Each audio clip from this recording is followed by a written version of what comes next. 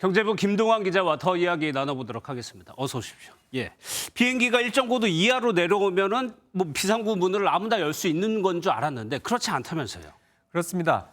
국내에서 운항되는 항공기는 대부분 보잉 또는 에어버스에서 제작한 항공기인데요.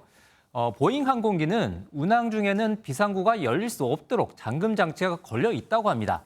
즉, 비행기가 착륙해서 멈춰야 이 잠금 장치가 풀리고 안에서 수동으로 열 수 있기 때문에 어제 사고처럼 착륙 과정에서는 열리지 않는다는 겁니다. 그리고 에어버스에서 만든 항공기도 대부분 그런 잠금 장치, 자동 잠금 장치가 돼 있는데 어제 사고 났던 그 A321 등 극히 일부 기종만 잠금 장치가 안 돼 있다고 합니다. 예, 그러면 사고가 난 비행기 기종 같은 경우 비상구 잠금 장치가 없다면은 관리에 문제가 있는 거 아닌가요? 그렇습니다. 문제의 A321 200 기종은 최대 195명이 탑승할 수 있는 중소형기입니다. 대형 항공기는 비상구석이라고 해도 비상구와 조금 떨어져 있어서 안전띠를 풀고 좌석에서 일어나야 그 거리에 닿을 수가 있는데 이 항공기, 특히 문제의 그 승객이 앉았던 이 자리는 앉은 상태에서도 비상구를 열 수 있을 만큼 아주 가까웠습니다. 때문에 반대편에 앉아있던 승무원이 손을 쓸 수 없는 그런 상태였던 거죠. 예, 그럼 이 기종이 계속 운항이 된다면 이런 사고 언제든 일어날 수 있다는 얘기인데 대책이 필요한 거 아닙니까? 네, 맞습니다. 그래서 아시아나항공 측도 급한 대로 방침을 내놨는데요. 문제의 이 좌석처럼 앉은 상태에서 비상구를 조작할 수 있는 이런 자리는 만석이 아닌 이상 판매하지 않기로 했습니다. 안전 예방 차원에서 해당 좌석을 만석이 아닌 경우 최대한 공석 유지토록 조치했습니다. 통제가 어려운 만큼 자리를 비워두겠다는 건데요. 문제는 만석일 경우에는 승객의 요청 시에 판매할 수밖에 없다는 겁니다. 요즘 항공 수요가 늘면서 만석이 되는 경우가 상당히 많잖아요.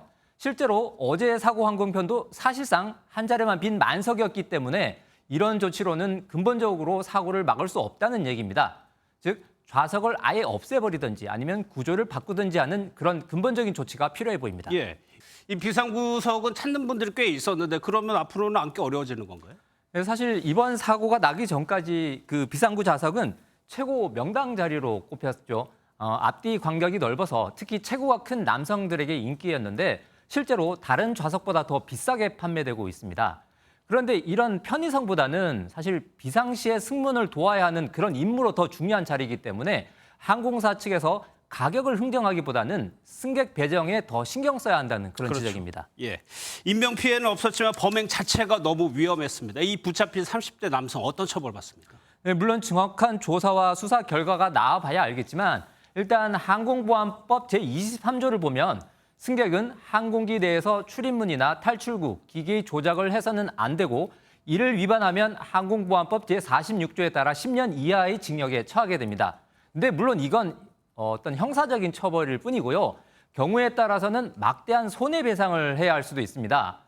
해당 항공기에 대해서 일단 급한 대로 파손된 부분을 수리해서 서울 정비고로 가져와야 되고 그런 뒤에 또 정밀 안전진단과 원상복구를 해야 하기 때문에 상당한 비용이 발생할 수 있거든요. 또 피해 보신 분들 치료비도 물어준다면 정말 천문학적인 돈을 부담해야 할 수도 있는데 예. 물론 이 비용을 전적으로 다 문다는 것도 아니고 항공사가 어느 정도 부담을 할 수도 있겠지만 구체적인 그런 피해 복구 비용이나 방법 부분은 모든 조사가 끝난 뒤에 논의될 것으로 보입니다. 알겠습니다. 잘 들었습니다. 김동완 기자였습니다.